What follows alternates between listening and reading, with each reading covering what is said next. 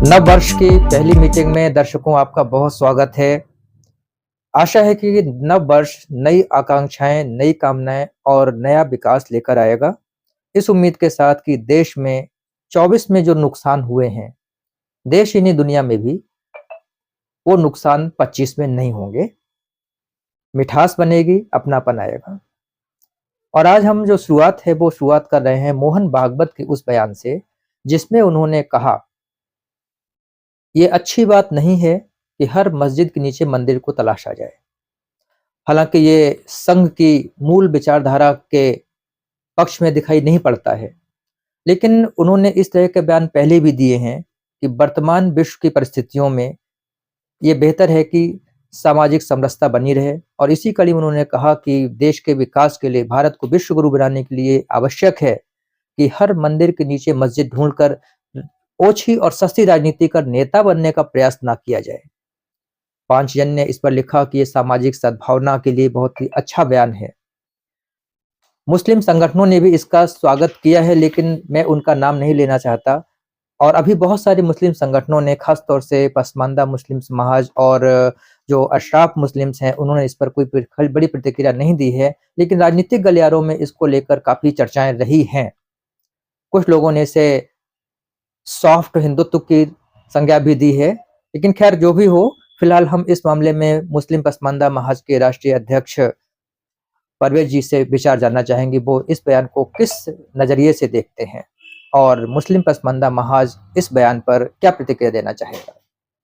बहुत बहुत धन्यवाद शर्मा जी, आपके सभी जितने भी चैनल से जुड़े हुए लोग हैं और जो भी इसको देखेंगे, मैं उन सबको नमस्कार के साथ में जो है इस बड़े चर्चित विषय के ऊपर जो है वो मैं सोचता तो था, देखता था, पढ़ता था, सुनता था जी, और बड़ा इस चीज को मनन किया कि आखिर संघ जो है वो हेगड़ेवार गोलवरकर के बाद में जो है उनकी जो विचारधारा थी और जिस हिंदुत्व की जो है बात कही, हिंदू राष्ट्र की, हिंदुत्व की, और मोहन भागवत जी के आज के इस आज के क्या, बल्कि आप समझिए कि 2019 से लगातार मोहन भागवत एक सॉफ्ट हिंदुत्व की बात कर रहे हैं, कहते चले आए। लगातार उन्होंने इस तरह के बयान दिए लगातार हैं। उन्होंने बात कही, तो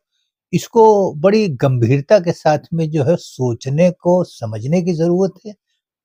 मैं तो ये कहूंगा कि जैसे कि एक कुएं के अंदर का मेंढक जो है वो उसके कुएं की ही जो बायोडाइवर्सिटी है उसी के जी। बारे में तो वहीं तक सीमित रहता है। जी जी बिल्कुल, जो लेकिन जहां का है वहीं की बात कर सकता है लेकिन केवल। जब बात आप निकाल करके विश्व गुरु पे ले जाएं,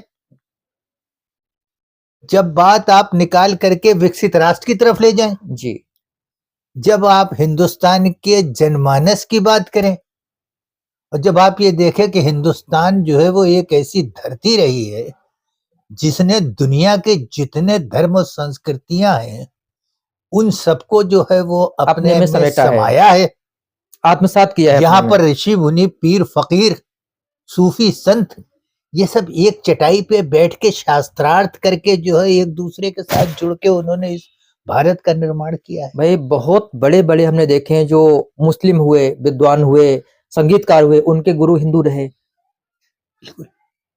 जो हमारे उस्ताद बिस्मिल्लाह खान थे, उन्होंने भी शागिर्दी किससे ली?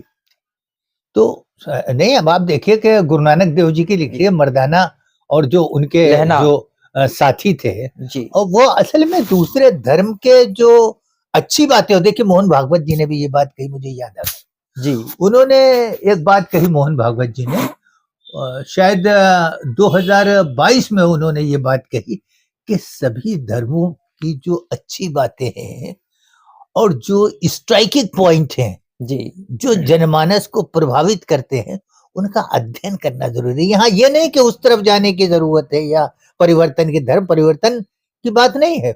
बात यह है कि हम निष्पक्ष होकर के उन चीजों को भी जो है वो अपनी जगह पर जो है आत्मसात करें। और आप ये देखिए कि सभी धर्मों में खुद अक्टूबर 2019 में मोहन भागवत जी का एक बयान आया जी, कि सभी धर्म हिंदुस्तान में 5000 साल से रहते चले आए।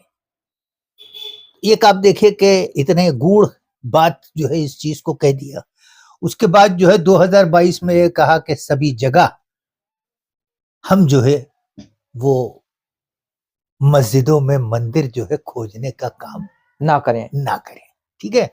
उसके बाद में 2023 में उन्होंने फिर ये कहा कि यहाँ पर तो बहुत से धर्म इस हिंदुस्तान में रहते हैं। फिर अभी हाल में उन्होंने जो है वो इस चीज को दोबारा फिर एक सॉफ्ट हिंदुत्व की बात कही कि सभी जगह पर हमको जो है वो शिवलिंग को या मंदिरों को तलाशना ठीक नहीं है। ठीक नहीं है। तो अब ये किस परिप्रेक्ष्य में कही, इसकी तरफ जाने की जरूरत है। ये सोच क्यों आई? देखिए, समय बहुत बलवान होता है बिल्कुल। और हमें देखना पड़ेगा कि दुनिया कहाँ जा रही है, हम कहाँ जा रहे हैं। क्या हमारी गाड़ी जो विकास की गाड़ी है, जो विकास का इंजन है, जो डबल इंजन जिसकी बात कही जाती है, वो ऐसा तो नहीं है कि एक इंजन आगे को लगा हुआ है और दूसरा पीछे और लगा है, दूसरा पीछे को यानी लगा। कि वो इस तरह विपरीत दिशाओं में खींच रहे हैं। तो सवाल यह है कि वो गति नहीं कहलाएगी, वो विकास नहीं कहलाएगा, बल्कि वो खींचतान वो कहलाएगा। तो दुर्गति हो जाएगी ट्रेन की। उसमें जिसमें जो ताकत होगी वो आगे ले जाएगा। और दोनों बराबर हो तो गाड़ी टूट जाएगी। तो आज वो दौर नहीं है। अगर विश्व गुरु की बात बार बार आ रही है, विश्व गुरु क्यों बात कही जा रही है? विश्व गुरु, अब आप जरा सा एक स्ट्रक्चर देखिए। जिस हिंदुस्तान को हम सिर्फ हिंदुस्तान में 80% जो है वो हमारा हिंदू समाज ही अगर वहीं तक ही रहे और उसको जो है सिर्फ राजनीति के लिए वही चीज नजर आती है, मंदिर और मस्जिद और सब ये पहनावा ओढ़ावा और सब उठना बैठना खाना पीना, कोई सेक्टर ऐसा नहीं है, मंगलसूत्र और ये वो दुनिया भर का जो है सब चीजें आ जाती हैं जब भी चुनाव होता है। तो अब एक चीज ये देखने की बात है तो कि यहाँ पर भारत में एक पक्ष आपका असदुद्दीन जैसे लोगों का भी है, देखिए जो कि इसी तरह की भड़काई बातें अपनी चुनावी कितने सभाओं में करती लोग हैं। ऐसे हैं मुस्लिम धर्म में ही जो असदुद्दीन ओवैसी की भड़काऊ बात को इस रूप में लेते हैं कि कहीं ऐसा तो नहीं है कि भारतीय जनता पार्टी के बी टीम के रूप में जो है वो एक चीज को उभारते हैं ताकि हिंदू एक हो। ऐसे एक नेता बरेली के भी हैं, मुस्लिम नेता। जी बिल्कुल, वो तो एक राजनीतिक नेता हो गए। जी, धार्मिक नेता वो इसलिए कि वो परिवार वही है मुस्लिम लीग वाला, ये वही हैदराबाद के लोग हैं जिन्होंने देश को जो है वो अपनी आजादी घोषणा की थी और सरदार पटेल ने जो है वो बड़ी सख्ती के साथ में उनको जो है वो ये उनकी कहा था कि रियासत आप को जो है शामिल कराया था। और उसके बाद उन्होंने सरेंडर किया था। जब उनके सामने ये चीज आ गई तो अब धार्मिक लोग भी, अब बरेली वाले ये धार्मिक हैं, इनका भी सबका यही, मैं समझता हूं कि क्या आप देवबंद को आप कम समझ रहे हैं? देवबंद के 90 साल के जो पदाधिकारी हैं कैसी कैसी बातें करते हैं, कितनी जोर से जज्बाती तकरीर करते हैं कि अब कि हम 5 लाख आदमी बुलाएंगे, 5 लाख का इज्तिमा करेंगे, ये करेंगे वो करेंगे और साहब हम ये करें। तो ये सब चीजें जो है अपनी जगह पर, मैं दूसरी बात कह रहा था। हमारा मेन मकसद है कि भागवत जी की जो बात है वो समाज को और राजनीति को किस तरफ ले जा रही है। ये बात किसी मुस्लिम अगर कहता तो मैं कहता, लेकिन मोहन भागवत जी और आरएसएस जैसे संगठन, क्या भारतीय जनता पार्टी या हिंदुस्तान का हिंदू मानस आरएसएस जैसी संस्था का जो संस्कारी चीज जो दी है, क्या उस एहसान को भूल सकता है? देखिए, वो एक रचनात्मक संगठन भी है, एक कंस्ट्रक्टिव ऑर्गेनाइजेशन भी है। वरना खुली राजनीति में अगर वो कहे नहीं साहब हम तो मतलब ये पॉलिटिकल पार्टी, आज जैसे मतलब मुस्लिम्स में जिसको देखो वो राजनीति भी कर रहा है और धर्म का जो है फतवा भी चला रहा है। जी, आपने ये नहीं देखा होगा कि हिंदू का जो है वो आप ये समझ लो शंकराचार्य कहे नहीं भाई हम चुनाव लड़े, लेकिन हमारे यहाँ जो मुस्लिम में शंकराचार्य है जो चुनाव भी लड़ेंगे, राज्यसभा भी जाएंगे, भड़काऊ भाषण भी देंगे, वोट का फतवा भी देंगे। तो ये जरा सा थोड़ा सा अंतर समझने की बात है। जी अब आइए देखिए कि अब वही बात आती है विश्वगुरु और विकसित राष्ट्र की। आप ये जानिए कि हिंदुस्तान में अब हिंदू पे आइए, दुनिया में, विश्व दुनिया में 110 करोड़ तो हिंदू भारत में है। जी बांग्लादेश में लगभग 1.5 करोड़, इंडोनेशिया में 48 लाख, पाकिस्तान में 52 लाख, लंका में 30 लाख, अमेरिका में 27 लाख, जी मलेशिया में 21 लाख। तो ये इस तरीके के आप देखिए कि मुल्कों में जो है वो हिंदू हैं। तो ये हिंदू आपका जो है वो कितना है, आप ये भी तो मान के चलिए कि आपके हिंदुस्तान जो है वो सबसे ज्यादा हिंदू धर्म का प्रतिनिधित्व करता है। तो हिंदू की लीडरशिप तो आपके पास है, आपको इन जगहों के भी हिंदुओं को देखना पड़ेगा। विश्व तो तभी तो आएगा ना। बिल्कुल विश्व बिल्कुल के इतने राष्ट्रों में ये आपका है, ब्रिटेन में 12 लाख है? तो आपका ये देखिए कि अब हिंदू को आप ये देखिए कि भारतीय हिंदू कितने आपके विदेशों में है, ऐसा भी है भाई। हिंदू हो गए, अब आप ये आइए कि हिंदू रोजी रोटी के लिए भारत में कितने हैं, कितने बाहर हैं। आपके दुबई में 9 लाख हिंदू, आपके कुवैत में 11 लाख हिंदू हैं, कतर में 16 लाख हैं, ओमान में 16 लाख हैं, सऊदी अरब में तो 63 लाख हिंदू, जो कि ये अधिकतर मुस्लिम राष्ट्र हैं। आप ये देखिए जहां हज होता है, जहां मतलब यह है कि मुस्लिम धर्म की नींव पड़ी, जहां के पैगंबर मोहम्मद साहब थे, जिनके आधार के ऊपर दुनिया में आज जो है दूसरे नंबर की जनसंख्या इस्लाम की है, तो वहां पर 63 लाख हिंदू। इसका मतलब यह है कि मोहन भागवत के बयान का असर तो राष्ट्रीय नहीं देखिए, अंतरराष्ट्रीय स्तर पे जाना है। जी जी जी जी बहुत जी, ऊपर जाना शर्मा है। जी, हिंदुस्तान में लोगों को, चाहे वो हिंदू हो, चाहे मुसलमान हो, चाहे सिख हो, चाहे ईसाई हो, समझना चाहिए कि ये बात कहां जा रही है। बात निकली है तो फिर दूर तक जाएगी। ये वाकई बहुत दूर तक जा रही है। लोग बेवजह उदासी का सबब पूछेंगे। तो जरा सा सोचने की बात है कि ये इतने लोग हैं, अगर ये जो यहाँ पर जिस तरीके के हम जो है वो, उन्होंने कहा कि अगर हम हर जगह मंदिर खोजते रहे और मंदिर में मस्जिद खोजते रहे, मस्जिद में मंदिर खोजते रहे, ये सब चीज होती रही और क्रॉस स्टेटमेंट होते रहे, सारा सब कुछ होता रहे। अब आप ऐसे ही लगा लीजिए कि बावड़ी खुद रही है, बावड़ी जी संभल ठीक है, जी बावली खुद रही है शायद चंदौसी में।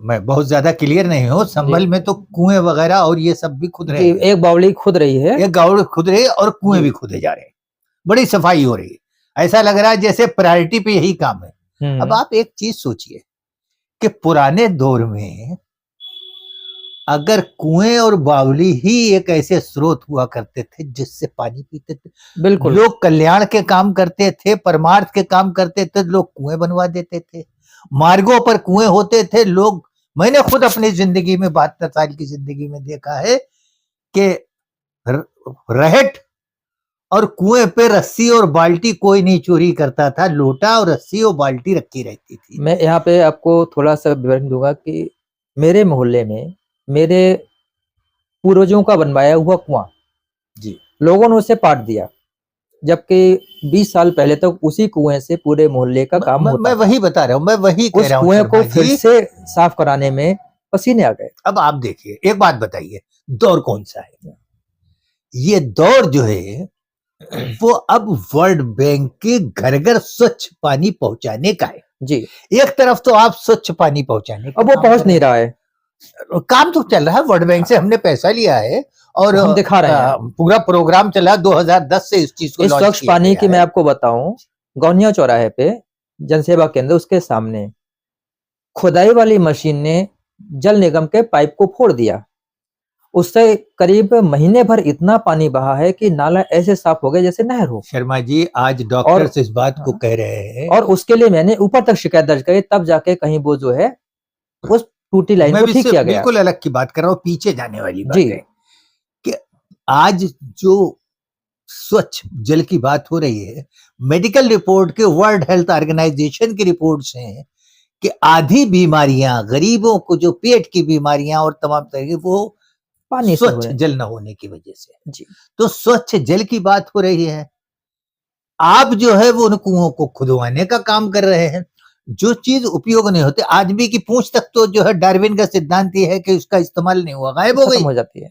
तो आदमी की पूंछ गायब हो गई, अब आप आदमी की पूंछ ढूंढते घूमो कि नहीं, पुरानी ठीक पूंछ है, गई है। मैं इस बात से सहमत हूँ। कुएं और बावलियां अगर वो खुद जाएंगी, उनसे पानी उनमें भरेगा और जल स्तर सुधरेगा, वो एक अलग चीज है। देखिए, आप एक बात हाँ, कहिए, आप कुएं खुदवाइए, कुएं वाटर रिचार्ज सेंटर बनाइए जी, उनको, मैंने वही बात बोली, मैंने धार्मिक नहीं बरसात किया। का पानी उनमें जाए, हाँ, वाटर लेवल जो हमारा मैंने वाटर मैंने मैनेजमेंट धार्मिक का, नहीं बोला, मैंने कहा कि भूजल स्तर उससे ये सुधरेगा। बात कहो ना, ये बात क्योंकि कहो। बावलियां ना सिर्फ हिंदू राजाओं ने बल्कि मुस्लिमों ने भी खुद बनवाई हैं। वाटर हार्वेस्टिंग का प्रोग्राम, जी, डेवलपमेंट प्रोग्राम आप है, कुएं खुदवा रहे हैं वाटर हार्वेस्टिंग, उससे अच्छा सारे कुएं खुदवा दीजिए जो पहले बंद करा खुदवा दिए। दीजिए।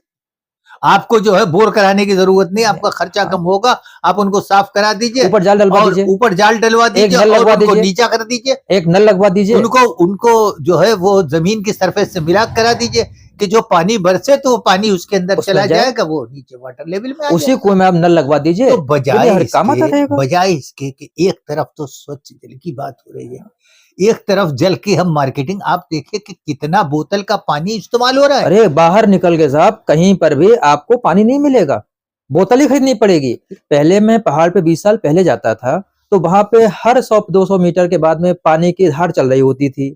इतना बढ़िया शीतल पानी की पी के मन त्रस्त हो जाता था। हमें तो अब तो वो कुल्लियां दिखाई नहीं पड़ती हैं। तो अब देखिए, हम लोग फिर पॉइंट पे आए जी, कि विश्व गुरु, बात ये होती है कि भारत जो है वो पहले कितना बड़ा था। अखंड भारत की भी बात होती थी, याद होगा आपको। जी, बिल्कुल। अखंड भारत में जो है वो आप देखिए कि कई तरीके की बातें हो रही हैं। एक बात जम्बू द्वीप की हो रही है, जी, जब मतलब यह है कि पता चला ईरान से लेकर के और इंडोनेशिया और ये सारा पूरा नेपाल इंडोनेशिया, और जावा, नेपाल, श्रीलंका इसका और ये सब। सारा सब भारत में था, अफगानिस्तान। जी, एक बात ये हो रही है कि उसके बाद में जो है, चलिए वो तो बहुत लंबी बात है, सब अलग है। एक बात ये हो रही है कि अच्छा वो छोड़िए, आप जो है फिलहाल जो है वो खाली जो है बांग्लादेश, देखिए बांग्लादेश का नया मॉडल आपके सामने है, आपने उसको पैदा किया, अन्याय के खिलाफ लड़ाई लड़ी, सामाजिक न्याय के लिए आपने उनका साथ दिया, जी, आपके 19,000 सैनिकों ने अपनी जान दी, जी, और आज पता चला कि वहां पे अल्पसंख्यक हिंदुओं के साथ जो कुछ हो रहा है। तो अब बात यह है कि दूसरी जगह क्या हो रहा है, हमारी जगह क्या हो रहा है, हमें उस बात पे भी देखना होगा। ये सोच जो है मोहन भागवत जी की जो है वो आई कि विश्व गुरु बनने के लिए हमें बड़ा दिल करना पड़ेगा, समाने के लिए गुरु का हृदय बहुत बड़ा होता है। बहुत बड़ा दिल करना पड़ेगा। वो उस दिल की बात जो है वो निकल करके आई है, और शायद हिंदुस्तान की तरक्की, हिंदुस्तान की विकसित राष्ट्र का रास्ता भी वहीं से होके निकलता है। वहीं से होके निकलता है, जब सब बढ़ेंगे तभी आगे बढ़ेंगे। देखिए मुस्लिम्स के, अगर हम यही मुगलों ने क्या किया, आक्रांताओं ने क्या किया, फिर किया वो किया, एक वक्त ऐसा होता है दर्द का बढ़ना, हद से गुजरना है। मंदिर की बात पे आपने ही अभी हमारी जो पिछली एक चीटिंग हुई थी, इंटरव्यू में आपने कहा था कि भाई पसमानदा महाज चाहती कि जो भी ऐसी जगह हैं, आप बैठ के उनकी लिस्टिंग कर लीजिए और उन पे चर्चा कर लीजिए, बाकी बवाल खत्म करिए। भाई देखिए, जो हमने पिछली मीटिंग में आपने सीधा कहा था, सा जब एक बात ने, ना कि ये हमेशा चलता इसमें रहे। सोचो ना, हाँ, देखिए लेकिन वो हम एक नहीं सोच चीज रहे हैं। को, एक प्रॉब्लम आई, तो उस प्रॉब्लम को आप जो है वो बैठ करके बुद्धिजीवी, समाज सेवी, देखिए ये चीज बिल्कुल अलग निकाल के रख दी, खाली राजनीति हो रही है। आज एनजीओज भी जो डेवलपमेंट में काम, सब किनारे पे कर दी गई हैं, उनका कोई अपना रोल अब आजकल नहीं है। आजकल कारपोरेट सेक्टर, आउटसोर्सिंग के ऊपर पूरा हिंदुस्तान चल रहा है। अब ये काम तो एनजीओज का था। देखिए, अब हम लोगों को क्या जरूरत थी, जरूरत ये थी कि कंक्रीट प्रोग्राम होता, गंभीर लोग बैठते, जी, समाज सेवी भी बैठते और धार्मिक लोग भी बैठते। बैठने के बाद ये होता कि अच्छा भाई एक बात बताइए, सभी मुसलमानों से पूछा जाए कि ये बताओ कि अगर नीचे हुई मूर्तियां हैं और आपने उन मूर्तियों के ऊपर या किसी जगह पे पूजा हो रही है, आपको अपने दौर में गुस्सा आया, आपने कहा बनाओ यहाँ पे मस्जिद। तो क्या इस्लाम में पैगंबर मोहम्मद साहब ने या कुरान ने उसको मस्जिद बताया है? क्या उसको मान्यता दी है? नहीं, मस्जिद ही नहीं हुई वो, मस्जिद ही नहीं हुई वो। किसी भी कब्जे की हुई चीज की आपको जो है वो मस्जिद नहीं होगी। तो अब सीधी तरह से बैठ लो, जो भी 5-7 जगह या इस तरीके की जो है वो हैं, उनको उठा करके आप कर दीजिए। हमने तो ये भी सुझाव दिया था, जी वही बिल्कुल विश्व गुरु बिल्कुल, वाला। मुझे याद है कि वो आपने तो हमने पूरा प्रधानमंत्री लिखित में मोदी जी आपने को पत्र कहा, लिखा है। मैंने ये उनको कहा कि अब आप एक काम ये कीजिए कि कुछ मॉडल्स भी तैयार करिए विश्व गुरु वाले। जी जब भारत इतने 5,000 साल से यहाँ पे तमाम सब, कोई धर्म ऐसा नहीं जो हिंदुस्तान में ना हो। बिल्कुल। तो आप एक काम कीजिए कि ऐसी जगह पर जब वो मस्जिद भी नहीं है, क्योंकि इस्लामी तौर तरीके के हिसाब से मस्जिद नहीं रही, और हिंदू तौर तरीके के हिसाब से आप ये समझ लीजिए कि वो मंदिर रहा होगा। अगर रहा तो अब सवाल ये है कि अब आप आ जाइए एक अलग सोच के ऊपर। आप उनको जो है वो इंटरनेशनल टूरिज्म, रिलीजियस टूरिज्म पे आ जाइए। विश्व गुरु की बात बता रहा हूं मैं। जी आपने इस चीज की चर्चा की थी, मुझे याद है आप अच्छी तरह से। वर्ल्ड टूरिज्म का, रिलीजियस टूरिज्म का इनको सेंटर बना दीजिए। ना काहू से दोस्ती, ना काहू से बैर। तो आप वहां पर जो है वो एक मस्जिद हो गई, एक मंदिर हो गया, एक गुरुद्वारा हो गया, एक गिरजाघर हो गया, एक जैन मंदिर हो गया, एक बौद्ध मंदिर हो गया। भाई बौद्धों को भी बड़ी शिकायत के साथ हमारे तोड़ ताड़ दिए सब। अगर कोई मूर्ति निकलती हो कहते नहीं भाई इस मूर्ति को छाट फूट दिया चूंकि गया। हमारा समय काफी लंबा खिंच रहा है जी तो हम फिर से मुद्दे पे उसी पे आते हैं कि जो बातें विश्व गुरु की हैं जी और जो आपने एक पत्र लिखा था प्रधानमंत्री जी को, मुझे ऐसा लगा मोहन भागवत जी का बयान सुनकर कि वो उनका बयान भी उस पत्र को ही समाहित करता है अपने आप में। एक हिसाब से मोहन भागवत जी ने ये भी बात कही, उन्होंने कहा देखिए अयोध्या का मुद्दा बिल्कुल अलग है, सुप्रीम कोर्ट से भी फैसला हो गया, सर्वमान्य फैसला हो गया, मुस्लिम लोगों ने कहा कि नहीं भाई जो फैसला होगा उसको मानेंगे, जी मंदिर बन भी गया। और दूसरे वो आजादी से पहले का एक जो है इशू चला आ रहा था, हाँ इशू जिसमें चला आ रहा लाखों था लोग मारे जा चुके और थे। वो एक प्रेस्टिज की बात थी। जी ठीक है, वो अपनी जगह पर जो है वो हो गई। अरे बाबर की तो जिसने बनाया उसकी तो यहाँ कब्र तक नहीं, उसने कहा था मैं यहाँ दफन नहीं होना चाहता हूं, पैदा कहाँ हुआ और दफन कहाँ हुआ। वही वाली बात उन पे आ जाती, 2 गज जमीन भी न मिली कोई यार में, शाह तो आलम जी को भी नहीं मिली। उनको भी नहीं। तो अब सवाल इस बात का है कि ये सर्वधर्म संभाव केंद्र बना दिए जाए और वर्ल्ड है, दुनिया का आदमी आकर के देखे हिंदुस्तान में इतने धर्म। अरे कमाल की बात है साहब, चाइना अब तो दुनिया के आप सबसे बड़े आबादी वाले मुल्क हो गए। आप तो वैसे ही जनसंख्या के विश्व गुरु हो गए, जनसंख्या के तो विश्व गुरु हो गए। बिल्कुल हो गए। अब आप जो है विकसित राष्ट्र की तरफ आ जाइए। विकसित राष्ट्र कैसे होगा? देखिए ये मानना पड़ेगा कि पसमानदा मुस्लिम हिंदुस्तान में धर्मांतरित मुस्लिम है और ये हिंदुस्तान में 85% है। इनकी अनदेखी जो है वो आज की नहीं है, हजारों साल से मुगलों ने भी अनदेखी की, इनको तो कोई जगह ही नहीं आपका देते कहना थे से मुगल। मैं मोहन भागवत जी के बयान को उसी से जोड़ के देख रहा हूँ कि मोहन भागवत जी का जो बयान आया है इसका मुस्लिम पसमानदा महाज और समाज किस तरह से देखता मैं है इसको? विकसित राष्ट्र की बात कर रहा हूँ। जी देखिए ये जो आपका पसमानदा मुस्लिम है ये आर्टिजेंस है, ये शिल्पी है। जी बिल्कुल। इसने हिंदुस्तान में कला दी है, टेक्नोलॉजी दी है, टेक्निक दिया है, कपड़ा दिया है। कपड़ा बुनने वाला भी है, कपड़ा रंगने वाला भी है, कपड़ा छापने वाला भी है, रुई काटने वाला भी है, बांसुरी बनाने वाला भी है, खेतों में मजदूरी करने वाला भी है। दुनिया भर के जो भी रचनात्मक कार्य हो सकते हैं वो करता है। तो अब ये अपनी जगह कंस्ट्रक्टिव, आज जो मोदी जी ने जो है वो मेक इन इंडिया जो चलाया है, जी मेक इन और इंडिया, योगी जी का जो है वो ये 1 डिस्ट्रिक्ट ओडीओपी है। ओडीओपी ओडीओपी में वन आप डिस्ट्रिक्ट देख वन लीजिए प्रोडक्शन। कि मुरादाबाद का क्या है, पीतल कौन काम कर रहा है? पसमानदा मुस्लिम। फिरोजाबाद की चूड़ी है कौन कर रहा है? पसमानदा मुस्लिम। पीलीभीत में बांसुरी कौन बना रहा है? पसमानदा मुस्लिम। ओडीओपी में। तो ये सब चीजें, कपड़ों का काम बनारस में कौन कर रहा है? मिर्जापुर में क्या हो रहा है? तो ये सब अपनी जगह पर जो मेक इन इंडिया की बात है, तो इनका बड़ा कंट्रीब्यूशन है। और ये अपनी जगह पर आप देखिए कि अंग्रेजों ने अपना सूती मिलों का कपड़ा प्रचार करने के लिए यहाँ का कपड़ा बैन कर दिया। तो यहाँ का बैन भी नहीं किया। बहुत कम लोग जानते हैं, लोग जनवाना नहीं चाहते। जुलाहों के अंगूठे काटे अंगूठे थे कटवा दिए कि जब अंगूठा नहीं होगा तो ये बुनेंगे नहीं, किस तरीके से जो है वो कपड़ा बुनेंगे। ना बुनेंगे ना बाजार में आएगा, हमारा माल बिकेगा। तो ये सब इस तरीके का ये हुआ। आज देखने ये है कि हम सोशल जस्टिस की तरफ आगे बढ़े। सोशल जस्टिस, अधिकारिता हमारे संविधान का जो मूल भावना है, जो हमारी प्रस्तावना है, आज सामाजिक संविधान के न्याय ऊपर होना भी चाहिए। बात हो रही है। तो ये सब चीज देखें और देखने के बाद में दुनिया में एक मॉडल सर्वधर्म समभाव का बनने की पूरी आशा है। और जब ये होगा, जब इनका कंट्रीब्यूशन होगा, तो इसमें कोई दो राय नहीं, ये मुल्क जो है वो अपनी जगह पर, देखिए आपकी आबादी दुनिया में सबसे ज्यादा हो गई। जी बिल्कुल। तो ये अपनी जगह पे बहुत बड़ा थ्रेट है। दुनिया का आदमी हिंदुस्तान से टकराते वक्त ये सोचेगा, भाई कोई आदमी जो है, कोई मुल्क खुद मर के दूसरे को नहीं मारना चाहेगा। आजकल अब आप देखिए कि कहीं कोई मर के मार रहा है। वो तो घर में बैठे कोई मारा जा रहा कहता है। मैं जिंदा रहूं तू मर जा।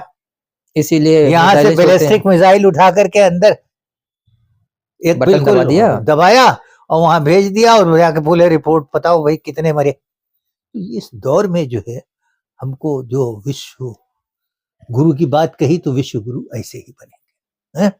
ये सब चीजें हटानी पड़ेंगी। ये दौर खत्म हो गया। और आज और के विकसित राष्ट्र विषय के समापन के साथ में मैं ये, मेरी जो एक आंतरिक इच्छा है, जैसे हम और आप एक साथ बैठते हैं, चाय पीते हैं, नाश्ता करते हैं, जी, मेरी दिली इच्छा है कि भारत का हर हिंदू और मुस्लिम एक साथ ऐसे ही बैठे।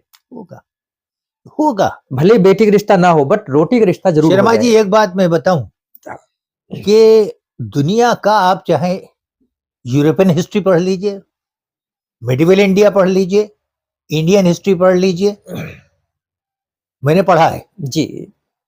आप ये देखिए कि हमेशा दो ग्रुप होते हैं, एक हार्ड कोरर, एक सॉफ्ट कोरर। हार्ड कोरर की लाइफ हमेशा कम होती ऑल राइट। जब तूफान आता है तो हार्ड वाले पेड़ जल से उखड़ जाते हैं। है। इंजन भी जो स्लो स्पीड का होता है उसकी लाइफ ज्यादा होती है, हाई स्पीड के इंजन की भी लाइफ कम होती है। तो ये हार्ड कोरर, ये वर्ल्ड वार हुई 1915 वाली, 45 वाली, सब आप देखिए, जर्मनी का बंटवारा हुआ, वार्सा ट्रीटी हुई, है? ये कहा गया कि वो कौन हाथ ऐसे हैं, जर्मनी ने कहा था कि जो हाथ सूख नहीं जाएंगे समझौते पे दस्तखत करने की। ये जंगों की बात बता रहा हूं, कितनी कितनी जंगें हुई। क्या हुआ? जर्मनी की दीवार तोड़ दी गई, एक हो गया। आज आप देखिए बांग्लादेश में क्या हो रहा है, हमने कितनी मदद की उनको। आज पाकिस्तान के साथ में गलबहियां हो रहे हैं। जी। आप जो है वो पता अखंड भारत की बात कर रहे हो। अरे बात अगर हो तो भारत का जो है वो अखंड भारत के क्या मतलब यह है कि आपका जम्बूद्वीप की बात हो। हमारे जो ये मुल्क हैं, जो हमारे हिस्से रहे, ये हमारे जो है पॉलिसी के साथ चले, हम उनके दुख दर्द में साथ हो, वो हमारे दुख वो दर्द में हमारे साथ हो। दुख दर्द में साथ हो और एक शक्ति बने। वरना ये यूरोपियन शक्ति और ये सब लोग जो है, ये विकसित राष्ट्र जो है, ये कभी पसंद नहीं करेंगे कि हिंदुस्तान जो है वो एक मजबूत राष्ट्र बने, विकसित राष्ट्र बने। आपका बहुत बहुत धन्यवाद प्रवेश जी। एक बार पुनः सभी दर्शकों को और आपको नव वर्ष की हार्दिक शुभकामनाएं, इस उम्मीद के साथ कि हम सबके बीच मिठास बढ़ेगी, खटास कम होगी। नमस्कार। नमस्कार।